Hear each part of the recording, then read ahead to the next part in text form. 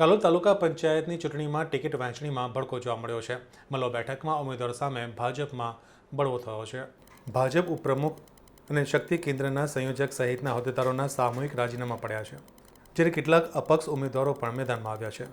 કાલોલ તાલુકા પંચાયતની આગામી ચૂંટણીના પડઘમ વાગી રહ્યા છે, ત્યારે ટિકિટ વહેંચણીને લઈને ભાજપમાં આંતરિક વિખવાદ સપાટી પર આવ્યો છે. તેના પર ભાજપ દ્વારા જાહેર કરાયેલ ઉમેદવાર સામે સ્થાનિક કાર્યકરો અને આગેવાનોમાં ભારે રોષ જોવા મળી રહ્યો છે. સરપંચોની રજા છતાં અવગણનાનો આક્ષેપ થઈ રહ્યો છે. મોવાલ બેઠક હેઠળ આવતા મોવાલ, ઉતરેડિયા, દેવપુરા અને સલિયાઓ ગામ પંચાયતના સરપંચોએ અગાઉ સંસદ અને ધારાસભ્ય સમક્ષ પોતાના વિસ્તારના સક્ષમ ઉમેદવારોની માંગણી કરી હતી. તેમ છતાં પક્ષવાર બહુમતી ગામોની જનભાવના અને માંગણીને નજરઅંદાજ કરી અન્ય ઉમેદવારના નામની જાહેરાત કરવામાં આવતા વિરોધનો વંટોળ ઊભો થયો છે. પાર્ટીના આ નિર્ણયથી નારાજ થઈને મોવાલના સરપંચ અને કાલોલ તાલુકા ભાજપના ઉપપ્રમુખ જીગરભાઈ પટેલે પોતાના હોદ્દા પરથી રાજીનામું આપી દીધું છે. તેમની સાથે સલાવ શક્તિ કેન્દ્રના સંયોજક રવિન્દ્ર શાહે પણ પક્ષમાંથી છેડો ફાડ્યો છે.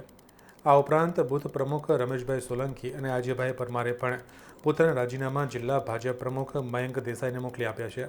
ટિકિટ વહેંચણીમાં થયેલા અન્યાય સામે લડત આપવા માટે આજે મલાવ ખાતે મોટી સંખ્યામાં સ્થાનિક લોકો અને સમર્થકો એકત્ર થયા હતા.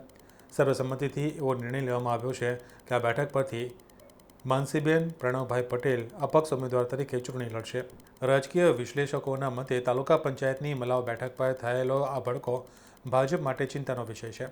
જો નારાજગી દૂર કરવામાં નહીં આવે તો તેની સીધી અસર આગામી જિલ્લા પંચાયતની બેઠકના પરિણામો પર પણ પડી શકે છે.